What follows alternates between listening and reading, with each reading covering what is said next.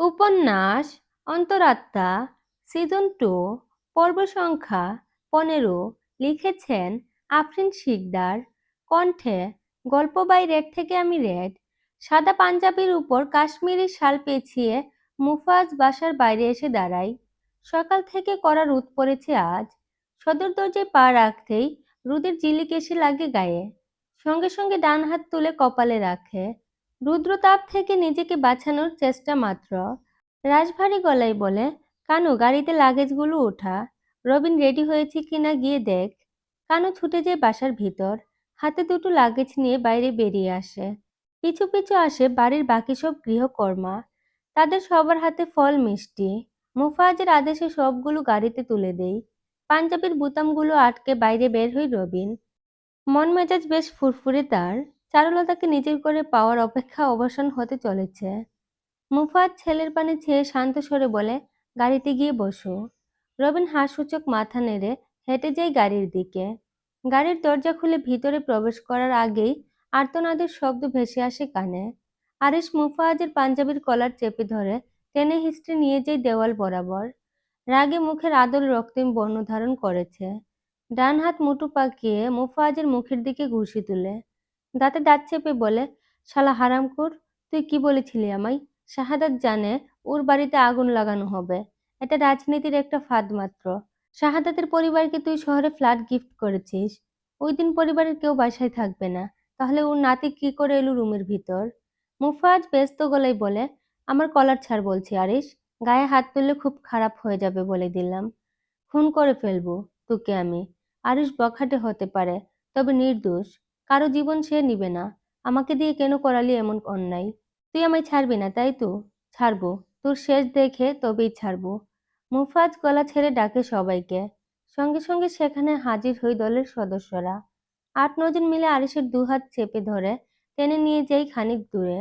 মুফাজ ততক্ষণে কুঁচকে যাওয়া পাঞ্জাবির হাত ঠিক করছে।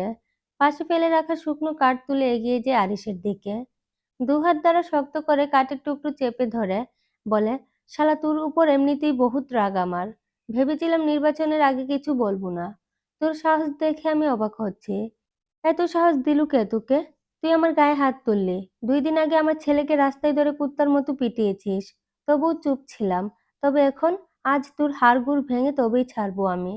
মুফাত শক্ত হাতে কাঠের টুকরো দিয়ে এলোপাথারি আঘাত করে আরিশের শরীরে। একাধিক মানুষ চেপে ধরায় নিজেকে ছাড়াতে পারে না সে। মুফাজ গোটা চারেক আঘাত করে থেমে যায়। চুলের মুঠি খাবলে ধরে দাঁতে দাঁত চেপে বলে, মনে রাখিস তুই আমার চাকর। চাকরের কাজ হুকুম পালন করা, কৈফিয়ত নেওয়া নয়। এখন শুভ কাজে যাচ্ছি তাই অল্পতে ছেড়ে দিলাম। বাসায় গিয়ে রেস্ট করে নির্বাচন প্রচারণায় লেগে পড়বি। আজই শেষ দিন। আরিশের গলায় ক্ষত চিহ্ন।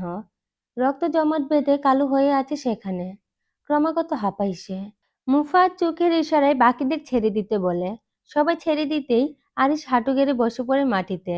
রবিন এসে বসে পাশে। ঠোঁট বাজিয়ে বলে, তুই বরং কাজ কর, আমি যাই বিয়ে করতে।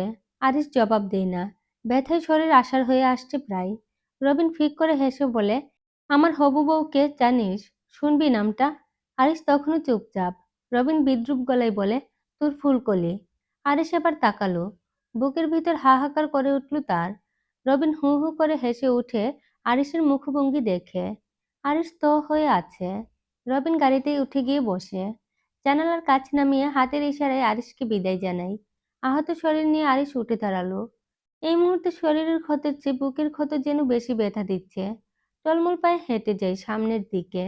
কোনো রকম একটা রিক্সা ডেকে রিক্সায় চেপে বসে। ফাহাদের শরীর আজ ভালো না থাকায় বাড়ি থেকে বের হয়নি। সকাল থেকে তরির হোটেলের কাজে হাতে হাতে একটু সাহায্য করছে।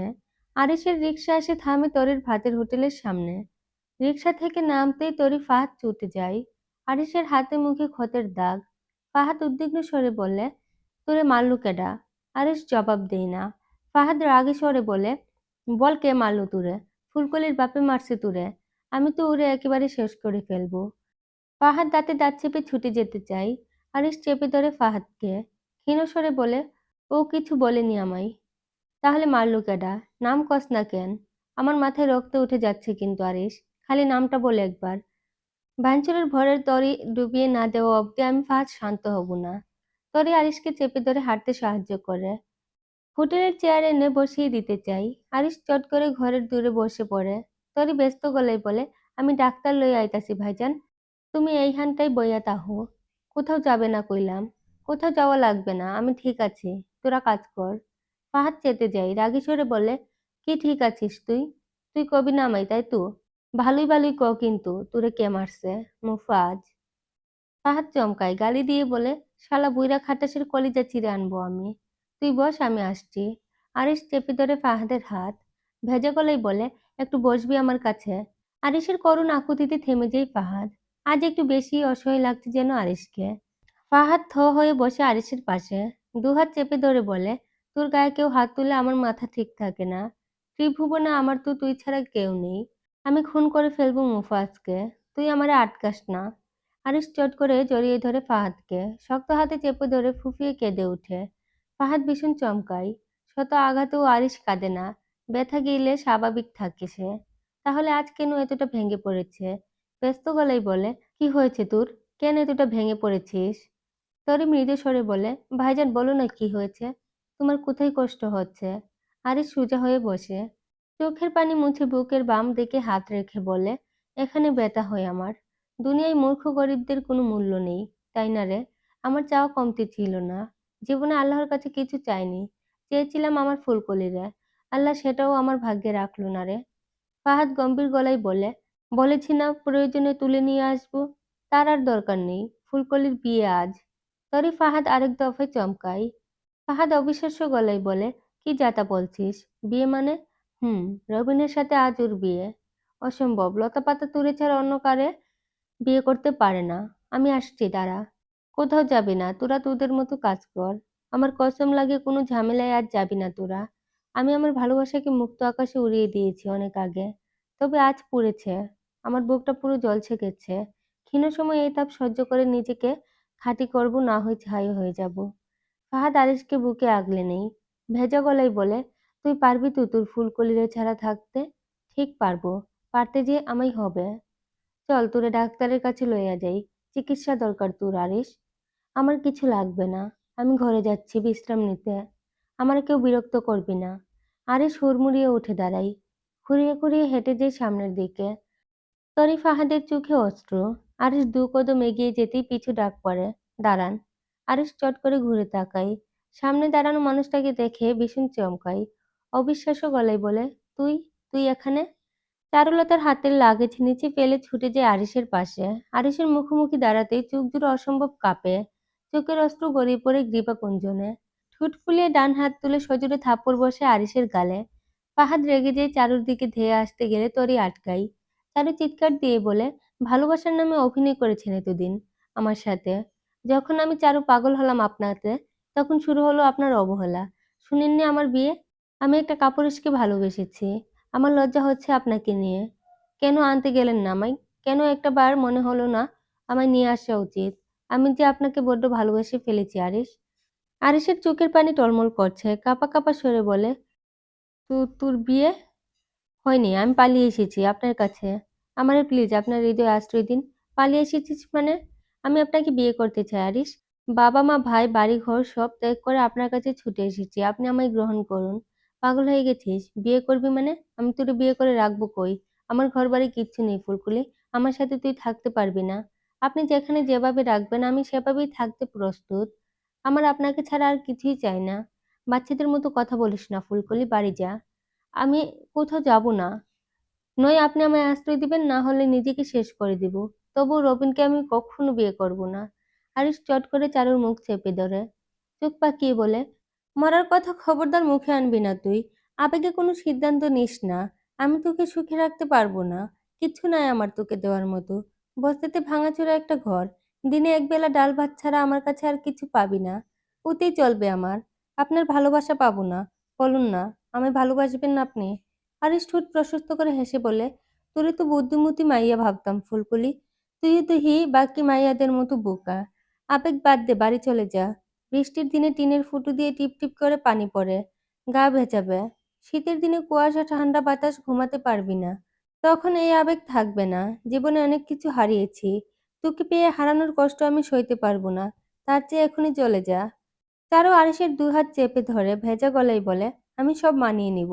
সব পরিস্থিতিতে নিজেকে তৈরি করব। আপনি আমায় ফিরিয়ে দিবেন না প্লিজ।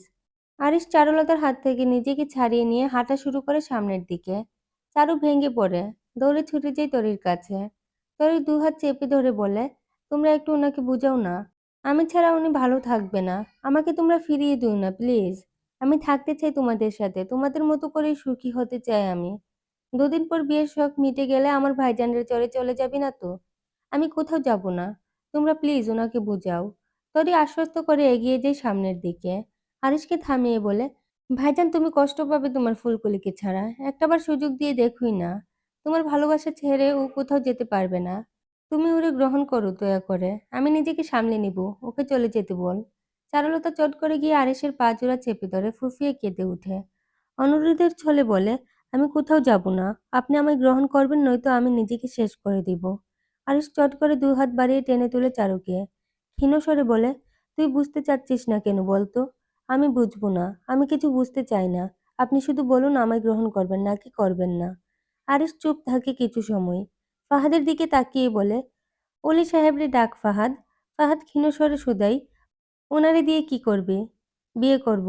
তৎক্ষণাৎ সবার চোখ মুখ চকচকে হয়ে ওঠে। ফাহাদ ব্যস্ত গলায় বলে, আমি এখনই যাইতাছি। চারুর চোখ দিয়ে অশ্রু গড়ায়। আরিশ বিরক্ত স্বরে বলে, কাঁদবি না, বিয়েতে কিন্তু শাড়ি গয়না কিছু দিতে পারবো না। এমনি করলে কর, না করলে যা ফুট। আমার কিছু লাগবে না। দুপুর গড়িয়ে বিকেল, বস্তিতে সবাই আজ বেশ খুশি। তরে চারুলতার পরনের সালোয়ার স্যুট পরিবর্তন করে মেরুন রঙের তাঁতের শাড়ি পরিয়ে দেই। মেরুন রঙের শাড়িটির উপর সোনালি রঙের পাড়, ঠোঁটে খয়েরি রঙের লিপস্টিক পরিয়ে চুলগুলো খোপা করে দেই। কপালে লাগানো টিপের চারিপাশে ফেয়ার অ্যান্ড লাভলি ক্রিম দিয়ে হালকা করে দেই। শাড়ির আঁচল তুলে মাথায় ঘুমটা দেই। চারুলতাকে অসম্ভব সুন্দর লাগে দেখতে। ডাগর চোখ জোড়ায় গাঢ় কাজল। তরে চারুকে নিয়ে বসে কাঠের চেয়ারে। আরিশ বসা তার পাশের চেয়ারে, পরনে তার নেভি ব্লু রঙের চেক লুঙ্গি আর সাদা শার্ট। তাদের কেন্দ্র করে চারিপাশে দাঁড়ানো বস্তির সবাই। ওলিউল্লাহ সাহেব খাতা এগিয়ে দিয়ে আরিশের দিকে। ক্ষীণ স্বরে বলে, সই করো এখানে। আরিশ কলম রেখে ফিঙ্গারপ্রিন্ট ইঙ্ক প্যাড হাতে তুলে নেই। আঙ্গুলের চাপ দেই। চারুলতার দিকে খাতা এগিয়ে দিতেই চারু কাঁপা কাঁপা হাতে দ্রুত সাইন করে দেই। অলিউল্লাহ সাহেব বিয়ের খুতবা পাঠ করেন। খুতবা পাঠ করা শেষ হলে বিয়ে পড়ানো শুরু করে। চারু কবুল বলার সময় ফুঁফিয়ে কেঁদে ওঠে। আরিশ তাকায় চারুর দিকে। ব্যস্ত হয়ে বলে, এই বউ কাঁদিস কেন? কেউ কিছু বলেছে তোরে? অলিউল্লাহ সাহেব গম্ভীর গলায় বলে, বিয়ে এখনো হয়নি তোদের। এখনই বউ ডাকছিস কেন? হয়নি, হবে। বউ ডাকলে তোমার সমস্যা কি? তোমার বিয়ে পড়ানোর কথা পড়াও। আমার বউকে একদম তাড়া দিবি না। ওর যখন মন চাইবে তখন বলবে। প্রয়োজনে সারাদিন বসে থাকবি এখানে।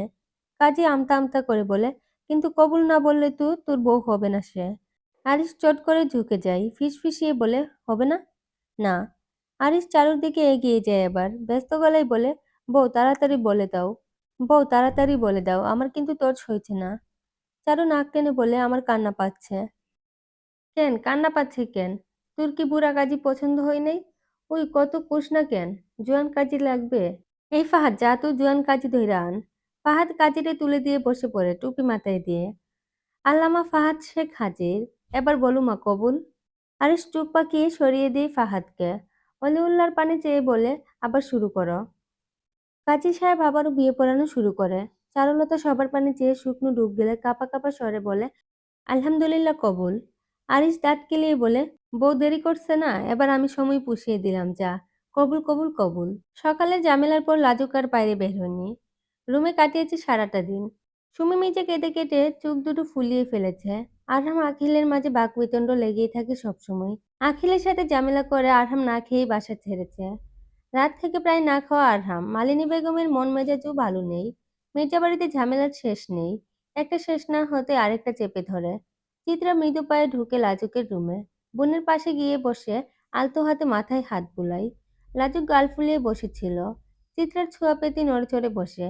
চিত্রা ক্ষীণ স্বরে বলে, কি হয়েছে তোর, বল না। আরহাম ভাইকে কেন এতগুলো কথা শুনালি? আর কেনই বা পাগলামো করে এভাবে হাত কাটলি? লাজুক ঠোঁট ফুলিয়ে বলে, ভাইজানকে কালুমানিকে খুব মেরেছে বুবু। হুম, দুটো থাপ্পড় মেরেছে। বাসার সবাই যেখানে দুজনের সম্পর্ক ঠিক রাখার চেষ্টা করছে, সেখানে তোর ভুলের কারণে আবার নতুন করে ঝামেলা হলো। আমি তো ভাইজানকে। চুপ কর লাজুক। তুই ভাইজান আসলে ক্ষমা চাইবি। পরবর্তীতে এমন ব্যবহার আর কখনো করবি না। মাপ চাইবি। ধর এবার খেয়ে নে। কালু মানিক খেয়েছে বাবু? না। তাহলে রেখে দাও, উনি আসলে একসাথে খাবো নে। চিত্রা চুপ পাকিয়ে বলে, তুই ভাইজানকে বিরক্ত করবি লাজুক, খেয়ে নে। বললাম তো কালু মানিক আসলে একসাথে খাবো। চিত্রা ফুস করে শ্বাস ছাড়ে। খাবার টেবিলের উপর রেখে বলে, তোর যা ইচ্ছা কর, শুধু অনুরোধ রইল নতুন করে আর ঝামেলা বাড়াস না। লাজুক গাল ফুলাই। চিত্রা খাবার প্লেট রেখে বাইরে বেরিয়ে যেতেই লাজুক পা টিপে টিপে রুম থেকে বাইরে বের হয়। করিডোরে এসে নিচের দিকে তাকাতেই সদর দরজার দিকে চোখ আটকাই। আরহাম ব্যস্ত পায়ে বাসার ভিতর ঢুকছে। লাজুক নিজেকে আড়াল করে দাঁড়ায় খানিক। আরহাম দৌড়ে রুমে ঢুকে। লাজুক নিজ রুমে গিয়ে খাবার প্লেট নিয়ে আবার হেঁটে যায় আরহামের রুমে। দরজার পাশে গিয়ে গলায় হাত দিয়ে গলা খাকারি দেই। আরহাম হাতের ঘড়ি খুলছিল। লাজুকের আওয়াজ কানে যেতেই ঘুরে তাকাই। মুহূর্তে চোখ মুখ শক্ত হয়ে ওঠে। লাজুক চট করে রুমে ঢুকে খাবার প্লেট দেখিয়ে বলে, আপনার জন্য খাবার এনেছি কালু মানিক, খেয়ে নিন। আরহাম জবাব দেয় না, সরে যায় সেখান থেকে। আলমারি থেকে পোশাক বের করে ওয়াশরুমে ঢুকে। হাত মুখ ধুয়ে রেডি হয়ে আবার বাইরে বের হই। লাজুক খাবার নিয়ে ঘুরছে পিছু পিছু। আরহাম পাত্তা দেয় না। ওয়ালেট ফোন পকেটে ভরে বাইরে বের হতে উদ্যত হলে লাজুক খাবার রেখে গিয়ে দরজার পাশে দাঁড়ায়। চৌকাঠে পিঠ ঠেকিয়ে ডান পা তুলে রাখে উপর চৌকাঠে। দু পায়ের ফাঁকে তাল সামলানো দায়। লাজুক 2 মিনিটও স্থির থাকতে পারে না। ধপ করে নিচে পড়ে যায়। আরহাম বুকের উপর হাত রেখে শিরা দ্বারা সোজা করে দাঁড়ায়। গম্ভীর স্বরে বলে, 2 মিনিটও স্থির থাকতে পারিস না? লাজুক কাঁদো কাঁদো মুখে বলে, ব্যথা পেয়েছি কোমরে। তো আমায় ধরুন। আরহাম লাজুককে টপকে বাইরে বের হয়। গম্ভীর স্বরে বলে, কোমর ভেঙে ঘরে পড়ে থাকাই তোর দরকার। একটু হাতটা ধরুন না। আরহাম লাজুকের দিকে হাত বাড়ায়। দুই কাঁধ শক্ত করে চেপে ধরে টেনে তুলে আঙ্গুল দেখিয়ে বলে, রুমে যা, আমার রুমের সামনে আর কখনো ঘুরঘুর করবি না। একটা কথা বলবো? তোর কোনো কথা আমি শুনতে চাই না। আমার ভুল। তোকে চলে যেতে বলেছি লাজুক। আরহামের ধমকে কেঁপে ওঠে লাজুক। আরহাম লাজুকের যাওয়ার পানে চেয়ে ফুঁস করে শ্বাস ছাড়ে। ফের হাঁটা শুরু করে নিচের দিকে। সৈকতের জরুরি কল এসেছে। আরহাম বাইরে বের হতে গেলে মালিনী বেগম পিছু ডাকে। শান্ত স্বরে বলে, কিছু খেয়ে নে বাপ। আরহাম মায়ের পানে চেয়ে জবাবে কিছু বলে না। হনহনিয়ে আবার হাঁটা শুরু করে। গেটের বাইরে থামানো তার জিপ। ব্যস্ত পায়ে জিপে উঠে গাড়ি স্টার্ট করে। গ্রামের নির্জন রাস্তায় ছুটে চলেছে তার কালো জিপ। লুকিং গ্লাস ঝাপসা। আরহাম লুকিং গ্লাসের দিকে তাকাতেই চমকাই। ঝাপসা কাউকে দেখা যায় পিছনে।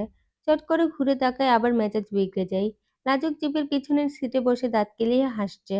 আরহাম চোখ পাকিয়ে দমকে বলে, তুই? লাজুক আমতা আমতা করে বলে, আমি দুঃখ। শাট আপ, নেমে যা বলছি গাড়ি থেকে। এখানে কি তোর? একটা কথা বলবো, আমার কথাটা একটু শুনুন না। আমার জরুরি মিটিং আছে লাজুক, আমি মিটিংয়ে যাচ্ছি। চল নিচে নাম। আরহাম গাড়ি থেকে নিচে নেমে লাজুককে টেনে নামিয়ে দিই। ফের গাড়ি আবার স্টার্ট করে ছুটে যাই গন্তব্যে। লাজুক হতাশ, তবে হাল ছাড়ে না।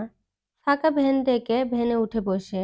ব্যস্ত গলায় বলে, ওই যে জিপ দেখা যায়, ওটা ফলো করবেন চাচা। ভ্যানওয়ালা হতাশ গলায় বলে, এটা আমার ভ্যান আম্মা, প্রাইভেট কার না, আমি জিপ ফলো করব কিভাবে? গাড়ি ঠিকঠাক চালাতে পারলে ভ্যান দিয়ে হেলিকপ্টারও ফলো করা যায় চাচা। আপনি নিচে নামুন, আমি ভ্যান চালাচ্ছি। ভ্যানওয়ালার আত্মা শুকিয়ে যায়। পরপর ঢুক গিলে বলে, না আমি চালাচ্ছি, তুমি বলো কোথায় যেতে হবে। লাজুক শুনে না বারণ, চট করে নিচে নেমে ভ্যানওয়ালাকে ট্রেনের সিট থেকে নামিয়ে ভ্যানের সামনে বসিয়ে দেই। ফের নিজে উঠে বসে ড্রাইভিং সিটে। পেডেল চেপে ধরে প্রেস করতে অটো ভ্যান হুড় করে সামনে এগোই। লাজুক ব্রেক সামলাতে পারে না। ভ্যান হুড় করে এলোমেলোভাবে ছুটে চলেছে। ভ্যানওয়ালা চেঁচিয়ে ওঠে লাজুকের থামানোর জন্য।